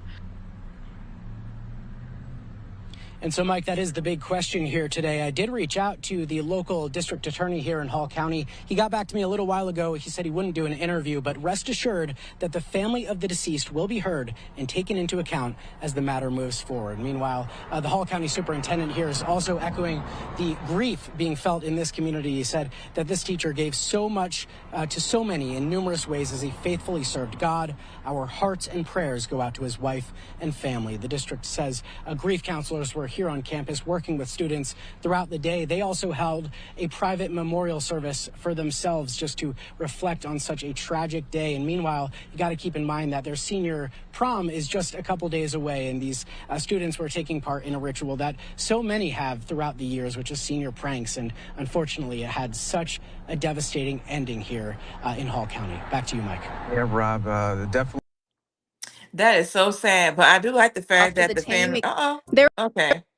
That is so sad, but I do like the fact that the family, did say, "Hey, it was an accident." He was excited about them coming. He was in on it. They don't want those kids to go. They can still have an opportunity at still having a pretty good life, and it wasn't intentional. So I like that they at least put out a statement, try to help these kids out. And I think the wife also works at that same school that her husband was at. So it's just all the way around sad. Rest in peace to the teacher. I agree, and many blessings to the family. That's a tough one. So also we're gonna move on to the next thing. Let's see what we got here in the chat first, though. We had BPD saying, "Yeah, I feel bad for everyone involved." And he says one of those freak accidents you hear about, very sad all around. And then Sweet Chili says, I didn't like some of my teachers, but that's just crazy. Poor guy. Yeah, and these kids liked him. Yeah. We got Chance Pacino saying he was getting his pasta. My bad. Well, you got to eat. Thank you for coming back. And we got BPD saying the family support will go a long way for the kids, and the inevitable blame they'll put on themselves. Good on them. I agree. But yes, y'all. So there was some. So the Iran's women's soccer team went to Australia, and I guess they didn't sing the Iranian national anthem. And so there's a whole thing going on with it. I think they gave asylum to like 5 other ladies, and the rest ended up going back to Iran. But we'll let the news people give us the details on this. Let's get into it. Grave fears for the Iranian women's football team again today after the team, excluding 6 players and 1 official who were granted asylum in Australia, were sent back to Iran despite terrifying threats against their lives. Fans and Iranians in Sydney attempted to block the team's bus from leaving the hotel.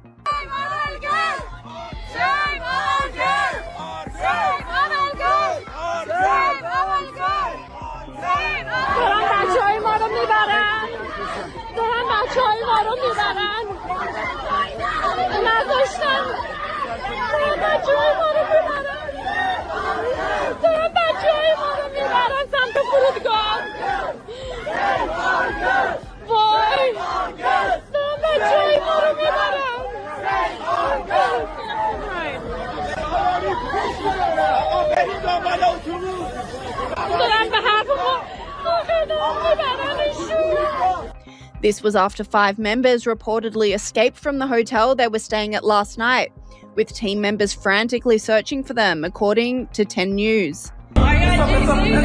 Iranian security agents and team officials have just realised 5 of their players are gone. They were trying to escape through the car park downstairs. They run down the fire escape hoping to intercept them. Because the elevator down to the garage takes too long, so the staircase is a better option. Player supporters Tina and Lee give chase, running interference. You're in Australia, you better run. And hurling insults. Out of our country, IRGC. What I saw, the coach, the translator, and a few other members of their security desperately trying to get to the car park themselves. They were even banging on the door. And when the team bus finally made it to the airport with the remaining team members and support staff, the women were still pleading until the very end, using their phone lights to call for help.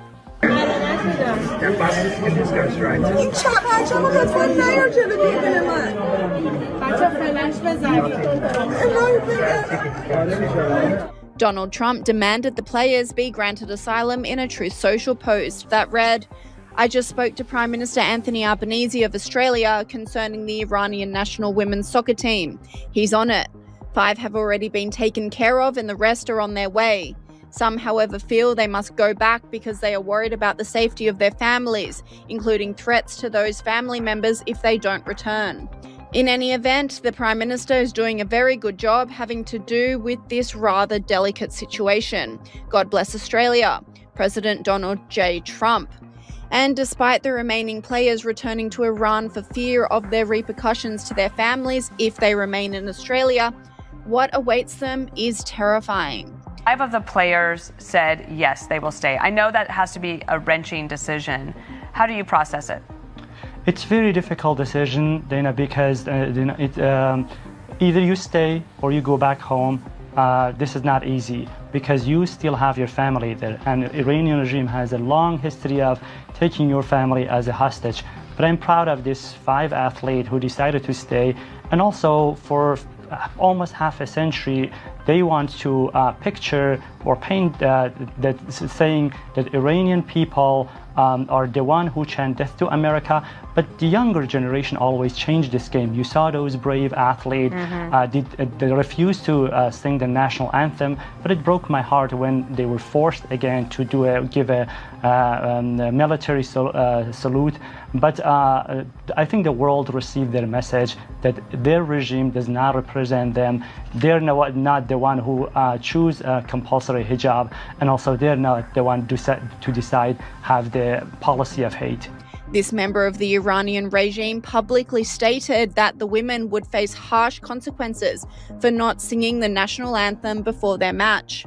با خائنین در زمان جنگ باید شدیدتر برخورد. هر کسی که یک قدمی علیه کشور تو شرایط جنگی برمی‌داره باید شدیدتر باش برخورد.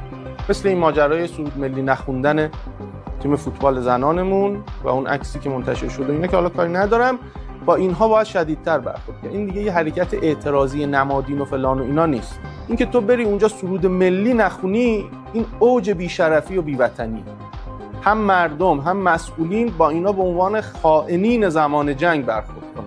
نه اینکه حالا یه اعتراضی داشتن و این کار نمادین کردن. ننگ بی‌شرفی و خیانت باید رو پیشونی اینا بمونه، جدا باید باشون برخورد درست حسابی هم بشه. Online commentators blasted women's advocacy groups for remaining silent on the issue, with this person saying, "The Iranian women's soccer team is on their way back to Iran.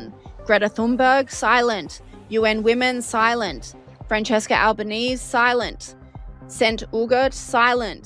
Anna Kasparian." Okay, y'all. So we got Sweet Chili in the chat, honey. She got the T on it. So she's saying that this is not the full storyline.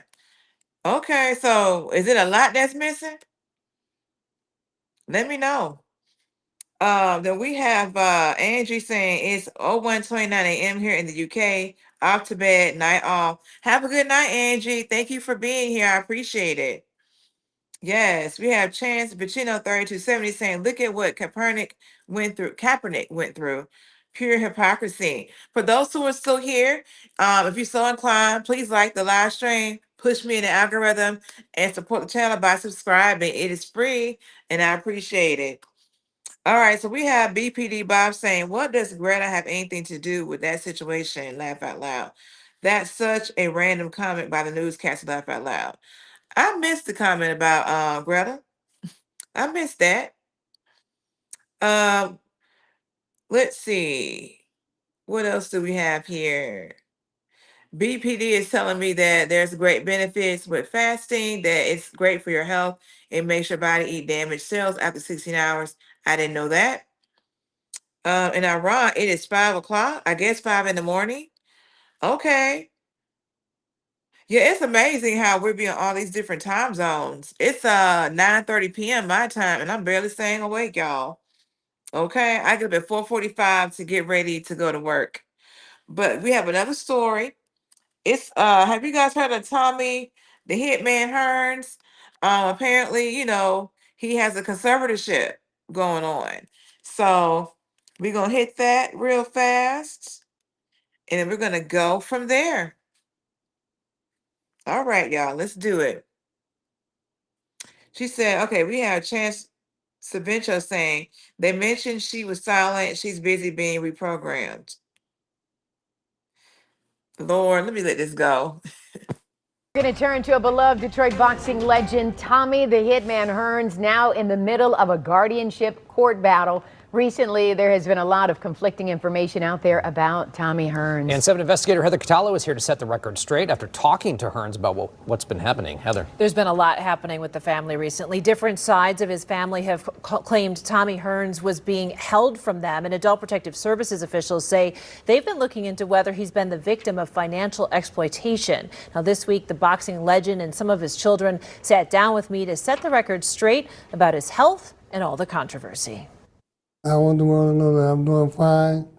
I feel good. Thomas the Hitman Hearns wants the community to know he's safe. Thomas the Hitman Hearns! In recent weeks, some family members have claimed the champion boxer was being kept from them amid accusations of financial exploitation and even allegations by Adult Protective Services that some relatives had kidnapped the Hall of Famer. I just want things to just be calm and good and just move smoothly. Mr. Hearns is revered in this community for all he's done, for all he's given back to the community, to the city of Detroit, to the boxing world. Attorney Wolf Mueller represents Hearns' oldest son, Ronald. So my job with the conservator and the court is to make sure that nobody takes advantage of him and he is treated with dignity and respect that he so richly deserves. Are you concerned that somebody or some people have been taking advantage of him? I think there is a lot of evidence that he's been taken advantage of recently. My dad's a great man, has a big heart, and for him to be going through this type of situation this time in his life is terrible. I am ordering you to tell me where Thomas Hearns is. Okay. So, tell me where he is. And that's why I would like to receive legal counsel to explain the situation. At an emergency guardianship hearing in February, only our cameras were there as Oakland County Chief Probate Judge Pro Tem Daniel O'Brien took testimony from APS workers who were searching for Hearns after they said his daughter and his sister would not reveal the 67-year-old's location. APS officials also said they were suspicious after a GoFundMe online fundraiser was set up. Your impression is they were using Mr. Hearns as some kind of commercial advertiser? Correct. By Wednesday morning, all sides of the family agreed to allow Ronald Hearns to be in charge of his father's care and finances. Citing a dementia diagnosis, Judge O'Brien appointed Ronald Hearns as guardian and conservator of Thomas Hearns. Everybody loves Mr. Hearns and wants the best for him. And so that's what everybody should be working for, and not focusing on their past grievances. So just keep praying for my dad and the family as we move forward in our lives. That's a good feeling. Good feeling for me. It's a great feeling, and everybody just wants to make sure you're okay. Mm-hmm. Yes, they do. And that you're good. And I'm fine. Now, unfortunately, Tommy Hearns' home was lost to tax foreclosure recently. He's now living with his oldest son. Ronald Hearns is asking everyone to stop donating to any online fundraisers. They do not consider those legitimate, and the funds are not being given to their father as of now. So he is safe. He is with his oldest son. They had a family meeting today. They're all going to try to get on the same page, and hopefully he can just keep doing his thing and being a hero here in Detroit. And that's good news, especially at his age. You know, a lot of people have dementia, and to have an older child take over and take good care of you is good. And of course, everybody's suspicious when these conservatorships or its location is unknown. Exactly. There's I think a lot of miscommunication was going on as well. So hopefully that is resolved now. Let's hope. All right, thank you, Heather. All right, y'all. So I'm with you at BPD. He says at any age is a good age because we're still above ground. Yes, facts. That's right. I think they were saying that he may have dementia. I could tell that he was when I heard him talking, they did put like the caption on the screen, but he wasn't very clear. He was kind of mumbling, but I'm sure as a boxer, he may have suffered some health challenges with doing that, right? But yes, y'all, shout out to Mr. Hearns. I'm so glad to find out that his family was able to resolve whatever the charges were with that conservatorship, guardianship, and you already know what's going on. He got some money, and they want to have control. Because why does the judge ask you, hey, where's your dad located at? Well, you don't want to tell, like, what's going on. But hopefully with that oldest son, taking him into his home and watching out for him, hopefully, that's gonna work out well for him. But y'all, let's check this out. Y'all, we've been on here for 2 hours, y'all. Yes, 2 hours. Yes. And let me tell y'all, I have hit 20,422 views. This is my first time ever having a live stream with that many views. So thank y'all for the support and pushing me out there. I really appreciate it. And for those who are still here, make sure you support by liking the video here and supporting the channel. Yes. But y'all, we have talked about Operation Epic Fury. We have talked about various little stories regarding the Old Dominion University shooting, the vehicle that ran into the synagogue in Michigan. We talked about the man who was mistreating his disabled wife, the one that unalived his girlfriend using ChatGPT. Yeah, it's just been a lot of different things. We got to hear from the Iran's new leader. Just a lot. It's been a lot. I try to get the topics in a decent order where it makes sense. But yeah, so we had all types of things we talked about today. Yeah, the war is still ongoing, so we don't know when it's going to end. So yeah, we got a lot going on here, don't we? But we had a good time chatting and we were respectful in the chat. Really appreciate that. Let's see. We have BPD saying that someone is looking younger than 40. Then we have Chance Pacino saying she looks better. No BS. I'm 33 in July. Well, happy birthday in advance, July. Let's see. We have Chance saying I'm pretty bruised up. Done like 20 different trades. Okay. And do we have anything else here? Okay. So we got BPD saying interesting content. I didn't know about a lot of it. Yeah, that's the point. Like, I didn't know about a lot of this either until I started like searching and stuff. So yeah, so what, I didn't know about that. Let me, get it ready for the live and let everybody else know about it. So it's kind of like that. But yes, Chance, send me some links. I appreciate that. Yes. Yes, do it. Let me know. Yeah. But anyway, y'all, if you like I said, if you haven't subscribed, please do. When I schedule my live streams, you'll get notifications and all that. So please do that. I'll be back for sure on Monday, 7:15 p.m. Eastern. Okay. You all stay safe, stay warm, and all the things. And I will see you on Monday, if not sooner. Bye.